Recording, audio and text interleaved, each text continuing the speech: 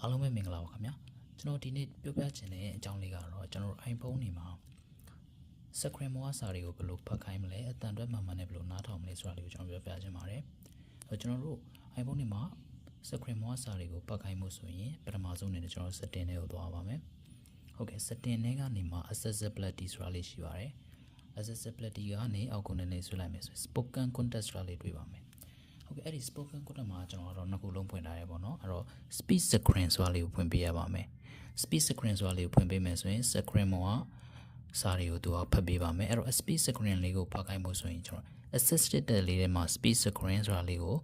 ထည့်ပေးထားပါမယ်ကျွန်တော်ကတော့ထည့်ထားပါတယ်အဲ့တော့ speed screen ဆိုတာလေးနှိပ်ကြည့်လိုက်ပါမယ်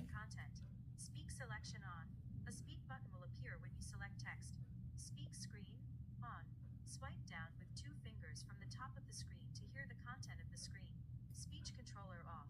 Highlight content off. Highlight content as it is spoken. Typing feedback. Voices. Default language. Detect languages on. Speaking rate. Speaking rate. 50%. Pronunciations. ဟုတ်ကဲ့နောက်တစ်ခုကတော့ကျွန်တော်တို့ speech selection မှာ off ပြီးကျွန်တော်ပြန်ဖွင့်လိုက်ပါမယ် speech selection ကတော့ကျွန်တော်တို့ screen moa စာတွေကို select မှတ်ပြီးတော့ဖတ်ခိုင်းလို့ရပါတယ်